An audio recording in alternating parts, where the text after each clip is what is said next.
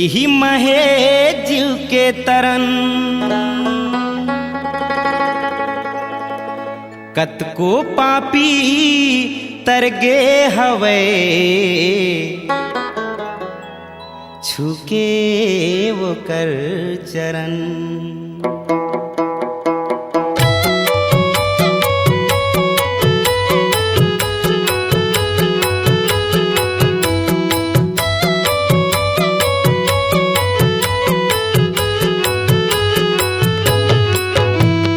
बिना गुरु ज्ञान के अबीर थाही जीना हंसा कैसे जाही अमर लोग हो।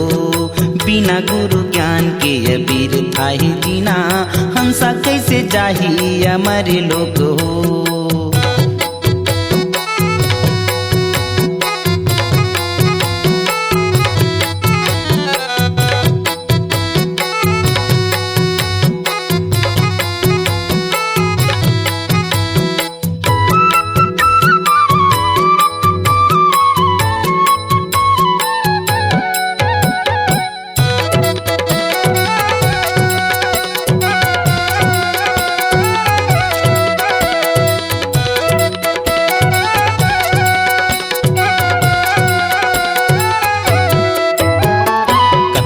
समझाए बाबा नहीं मान्यो तोर बात आपत के सहूं बाबा जिंदगी भर में आज।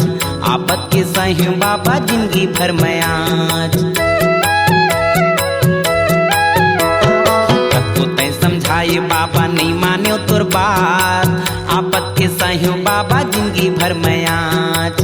आपत के सहूं बाबा जिंदगी भर में आज। जांगर नहीं चले कोनो तिरमा नहीं आवे। जांगर नहीं चले कोनो तिरमा नहीं आवे। सटका धर के होगे रेंगना बिना गुरु ज्ञान के अबीर थाही जीना हंसा कैसे जाही हमारे लोग हो। बिना गुरु ज्ञान के अबीर थाही जीना हंसा कैसे जाही हमारे लोग हो।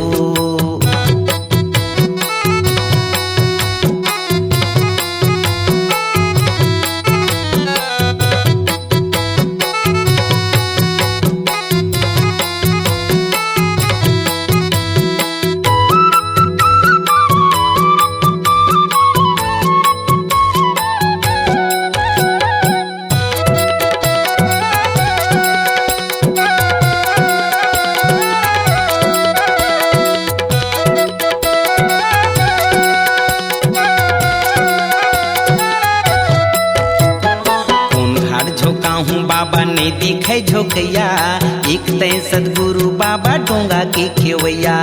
एक तय सदगुरु बाबा डोंगा के खेवैया। कौन घाट झोंका हूँ बाबा ने दिखे झोकैया एक तय सदगुरु बाबा डोंगा के खेवैया। एक तय सदगुरु बाबा डोंगा के खेवैया। मरे के बेरा हंसा अकेलाते जाबे।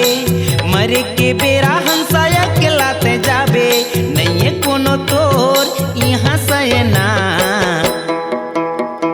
बिना गुरु ज्ञान के अबीर थाही जीना हंसा कैसे जाही हमारे लोग हो।